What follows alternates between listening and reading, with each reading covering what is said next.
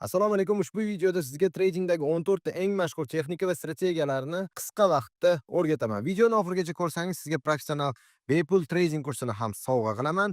Tayyor bo'lsangiz boshladik. Fibonacci yoki Fibonacci retracement ham deb ataladi. Bu instrumentni topish uchun biz trading view ni mana bu joyga bosamiz va mana ko'rib turishingiz mumkin Fibonacci retracement chiqdi. Fibonacci retracementni ishlash uchun biza har doim narxni, demak, trenddagi mana bu swing low va swing high'larni topib olamiz va shunda biz mana bu swing high'dan tortib, demak, swing low'gacha tortib olamiz. Va unda bizada turli xil darajalar paydo bo'ladi. Ya'ni bular 0.5, 0.62, 0.75 va 0.79. Bizda eng qaytuvchi yaxshi darajalar bular 0.5 yokida 0.618 nuqtalar hisoblanadi. Ya'ni biron bir impulsdan keyin narx ko'pincha mana shu darajalarga kelgan holatda o'z yo'nalishini davom ettiradi. Breakout yokida bizib o'tirish. Mana shu uslubda nimaga asosan e'tibor beriladi? Ya'ni narx agar biron bir hududda, ya'ni bir muncha vaqt ichida mana shunaqa konsolidatsiya berib, ya'ni yonlamachasi yurib qoladigan bo'lsa va narx biron bir joyni mana bu holatda, demak, bizib o'tadigan bo'lsa, narx keskin tepaga impuls olishi mumkin bo'ladi. Va ko'rib turganimizdek, mana bu holatda 31.658 narx bizib o'tgandan keyin tepaga reski yurib yetib qolgan.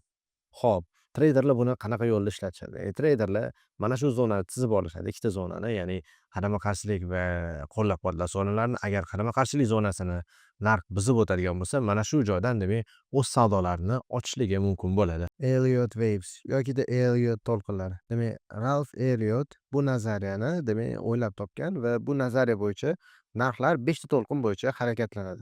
Misol uchun, kelinglar Bitcoin talqinida ko'rib chiqamiz.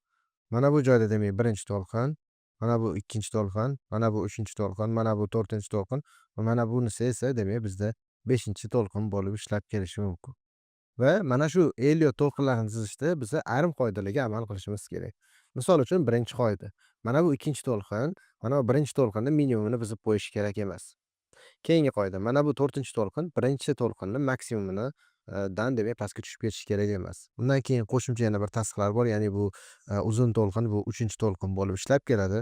Va undan tashqari mana shu Elliott to'lqinlarini ishlatishda biz nimaga e'tibor berishimiz kerak bo'ladi? Ko'rganinglardek, biz Fibonacci instrumentini ishlatganmiz va Fibonacci instrumentini mana bunaqa qilib tuzayotganimizda ko'pincha birinchi to'lqindan keyin mana kelinglar korreksiya zonasiga tushgan holatda o'z yo'nalishini davom ettiradi. Yoki kelinglar mana bu uchinchi to'lqinni ham hisoblab ko'ramiz. Uchinchi to'lqin bo'yicha mana hisoblab ko'radigan bo'lsak, kerakli 0.5 korreksiyaga tushib turib, demak, o'z yo'nalishini davom ettiryapti. Gap yokida o'zbek tiliga tarjima qilganda bo'shliqlar deb ishlatiladi. Bu holatda biz nima qilamiz? Ya'ni ayrim holatlarda aksiyalar biron bir kun oralig'ida mana bunday bo'shliqlar paydo bo'lib qoladi. Ya'ni bu holatda ko'rishimiz mumkin. Mana bu holatda $205 da yopilgan aksiya ertasi kuni $212 da ochilyapti. Bunga sabab asosan aftermarket yoki pre-marketda mana shu aksiya haqida yoki umumiy makroiqtisodiy xabarlar kuchliligi sababli, demak, aksiyada mana shunday gaplar ochiladi. Va gaplar bilan ishlashning o'zining qoidalari mavjud. Keling, misolimizni Tesla aksiyasida ko'rib chiqamiz. Misol uchun, mana bu yerda bizda ikkita bo'shliq bor. Narx bo'shliq bilan ochilgan va tepaga yurib, mana shu bo'shliqni yopib va yana o'z yo'nalishida davom ettirgan. Yoki mana bu holatda ham, demak, aksiya tepaga yurgan va o'z bo'shlig'ini yopgan holatda va yana tepaga o'z yo'nalishini davom ettirgan. Ayrim holatlarda, demak, bo'shliqlar bizga qo'llab-quvvatlash zonasi ham bo'lib ishlab beradi. Candlestick patterns yokida yapon shamlari paterni. Xo'p, bular qanaqa ishlatiladi? Ya'ni yapon shamlari paterni deb yozadigan bo'lsangiz, internetda turli xil juda ko'p ma'lumotlar chiqishi mumkin. Men sizlarga ayrimlarini ko'rsatib beraman. Misol uchun, mana bu holatda, mana bu pattern bizda engulfing pattern deb nomlanadi. Ya'ni mana bu qizil shamni, mana bu yashil sham, demak, o'z sanasi bilan, demak, yopib olgan va bundan keyin bozor tepaga harakatlangan. Ko'pincha haftalik time frame'larda mana shu, demak, pattern zo'r ishlab beradi. Undan tashqari mana bu gravestone doji, ya'ni qabr toshi ham deb ataladi. Bu patternga asoslanadigan bo'lsak, agarda o'sib ketayotgan trendni tepasida keladigan bo'lsa, bu holatda mana shu patterndan keyin bozor orqaga qaytishni ko'rishimiz mumkin bo'ladi. Yoki mana bu patternga ham e'tibor beradigan bo'lsak, bu pattern nota hammer deb nomlanadi, ya'ni bolta pattern. Agar biron bir pastga tushib kelayotgan bo'lsa, mana shu bolta chiqadigan bo'lsa va undan keyin kun yashil ochiladigan bo'lsa, bu holatda katta ehtimol bilan bozor tepaga yurishini bemalol aytishimiz mumkin bo'ladi. Support and resistance yoki qo'llab-quvvatlash qarshilik zonalari. Bunda qanaqa qilib chizib olamiz? Ya'ni narx biron bir zonaga kelib, demak, tepaga qaytaradigan bo'lsa, mana shu zona bizda qo'llab-quvvatlash zonasi deyiladi. Agar narx biron bir joyga borib orqaga qaytaradigan bo'lsa, mana shu zona bizda qarama-qarshilik zonasi deyiladi. Va bu holatda biz tizib olishimiz kerak. Ko'rib turganinglardek biz tizib qo'yganmiz qarama-qarshilik va support qo'llab-quvvatlash nuqtasini. Va bu yerda yana bitta narsani bilib olishimiz kerak. Agar narx resistance zonasini tepaga bizib o'tsa, orqaga qaytib mana shu zonani test qilib ko'radi va mana shu zonaga keladi va mana shu zonadan yana tepaga harakatlanishi kerak. Bu nima degani? Ya'ni narx agar resistance zonasini bizib o'tadigan bo'lsa, orqaga kelib mana shu zonada reaksiya oladi va mana shu resistance zonasi, ya'ni qarama-qarshilik zonasi bizga qo'llab-quvvatlash zonasi bo'lib ishlab beradi. Agar videoni shu joygacha ko'rgan bo'lsangiz, sizga ajoyib sovg'am bor. Siz endi tradingni O'zbekistondagi eng katta treyderlar akademiyasida bepul o'rganishingiz mumkin.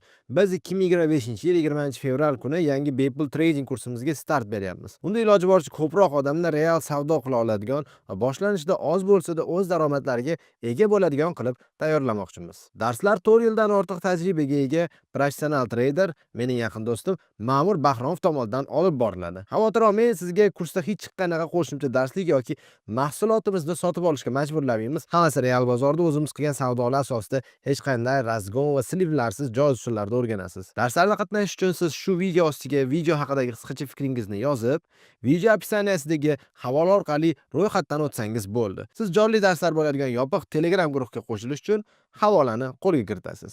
Dynamic support and resistance yoki o'zgaruvchan qo'llab-quvvatlash yoki qarama-qarshilik zonalari. Buni qanaqa topib olishimiz mumkin? Ekranimizda ko'rib turganingizdek mana bu liniya bor va bu liniya qanaqa chiqqan. Ya'ni biz indikatorlar bo'limiga o'tgan holatda simple moving average indikatorini topib olamiz.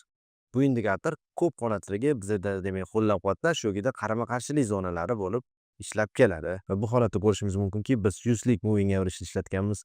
18-aprel, 7-avgust, 6-sentyabr va yaqinda bo'lgan mana bu 13-yanvar holati bo'yicha mana shu demak moving average bizga qo'llab-quvvatlash zonasi bo'lib ishlab kelgan. Trend liniyalari. Bunda biz nimaga e'tibor berishimiz kerak bo'ladi? Agar narx tepaga harakatlanayotgan bo'lsa, narxda ikkita korreksiya zonalarini topib olishimiz kerak bo'ladi. Bu holatda biz bitta minimum, ikkinchi minimumni topib oldik va bu yerda biz mana shu ikkita minimumni birlashtirgan holatda trend liniya chizishimiz mumkin. Bizga trend liniya nimaga kerak?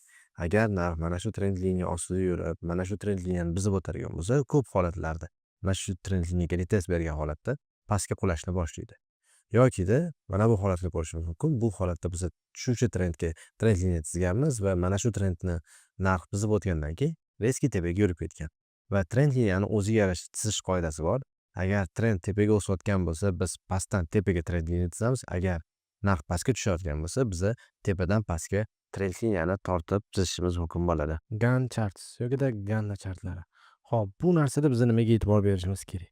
Ya'ni Ganna chartlarda bizda turli xil liniyalar bo'ladi, turli xil graduslarda va asosiy liniyalar bor va mana shu asosiy liniyadagi, demak, mana shu asosiy liniyalar bizga qo'llab-quvvatlash yoki qarama-qarshilik zonasi bo'lib yasaveradi.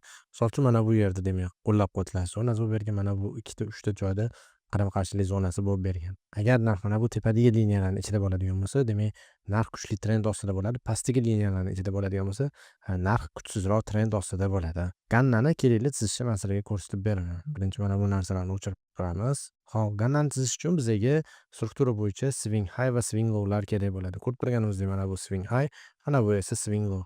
Va mana bu yerga demak swing low'ni tagiga bitta chiziq tortib olamiz va undan so'ng esa mana shu joyda biz 45 gradusni belgilab olamiz. Qani ketdik, 45 gradusni belgilab olamiz. 45 gradusimiz taxminan mana bu chiziqlar orasida bo'lar ekan. 45 to'g'ri chizib olishimiz kerak bo'ladi.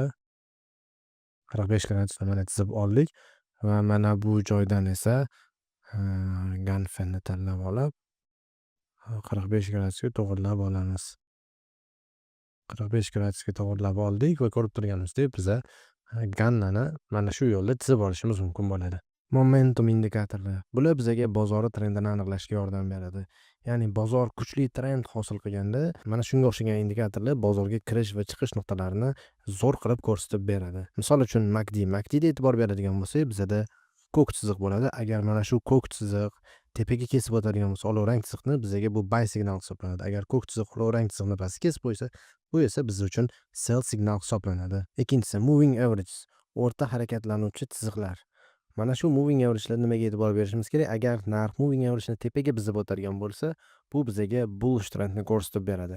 Agar narx moving average'ni pastga bizib o'tadigan bo'lsa, bu esa bizga bearish trendni ko'rsatib beradi. Parabolic sar. Parabolic sarda biz turli xil nuqtalarni ko'rishimiz mumkin bo'ladi. Agarda nuqtalar narxni pastida ochilishni boshlanadigan bo'lsa, bu kuchli trend boshlayotganini ko'rsatib beradi. Agar nuqtalar narxni tepasida ochilishni boshlasa esa, bu esa narxni pastga tushish ehtimolligini ko'rsatib beradi. Super trend. Mana shu indikatorga ko'zimiz tushadigan bo'lsa, biz ikkita narsani ko'rishimiz mumkin. Ya'ni bular yashil va qizil chiziqlar. Agar biz yashil chiziq boshlanayotganini ko'rsak, narx tepaga yo'nalishini ko'rishimiz mumkin bo'ladi. Agar qizil boshlanadigan bo'lsa, bu esa narxni pastga qulash ehtimolligini ko'rsatib beradi. Divergensiyalar. Bu biza qachonki narx bilan indikator ikki xil narsani ko'rsatayotganda ishlaymiz. Divergensiyalar keyinchalik bozor qayoqqa yurishini ehtimolini ko'rsatib beradi. Misol uchun mana bu yerda bullish, ya'ni bozor tepaga ketish ehtimoli, mana bu yerda bearish. Misol uchun narx lower low yasasa, ya'ni minimumlarni kesib o'tsa-yu, lekin indikator higher high yasaydigan bo'lsa, bu yerda biz bozorni mana shu joydan tepaga ketish ehtimolligini ko'rsatishimiz mumkin bo'ladi.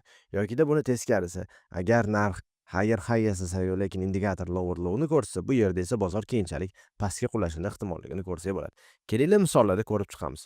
Misol uchun S&P 500 da yaqinda bo'lgan holat. Ya'ni narx lower low'ni yasadi, lekin mana bu indikator esa higher high'ni yasadi. Bundan keyin esa narx tepaga uchib ketganini ko'rishimiz mumkin bo'ladi. Supply and demand yokida talab va taklif. Bu narsani qanaqa topib olamiz? Ya'ni narxda biron bir narxga chiqqan bo'lishi mumkin va mana shu narxdan, demak, narx orqaga qaytadigan bo'lsa, mana shu zonani biza taklif zonasi deyishimiz mumkin bo'ladi va mana shu joyda biza order blokini chizib qo'yishimiz kerak bo'ladi. Mana bu holatda bizda order blokimiz mana bunday bo'ladi va keyinchalik narx potensial holatda mana shu joydan, demak, qaytishi mumkin bo'ladi. Ko'rib turganimizdek, mana bu joydan qaytgan. Yokida mana bu holatda, demak, narx mana shu joydan o'sgani uchun, mana bu esa pastga, demak, talab zonasi deb aytsak ham bo'ladi va mana shu zonadan keyinchalik narx tepaga qaytishini ko'rishimiz mumkin bo'ladi. Bozor strukturasi. Hop, bozor strukturasida nimaga e'tibor berishimiz kerak bo'ladi? Demak, bozor yo uptrendda yokida downtrendda ketayotgan bo'ladi. Unda biza minimum maksimum nuqtadan topib olishimiz kerak bo'ladi. Misol uchun mana bu misolimizda ko'radigan bo'lsak, bizda mana bu holat minimum, mana bu holat esa maksimum bo'ladi. Qachonki biron bir holatni buzadigan bo'lsa, bozor davom ettirishi mumkin. Misol uchun mana bu holatda ko'radigan bo'lsak, demak, bozor maksimumni buzgan va davom ettirgan. Va bu holatda ko'rishimiz mumkinki,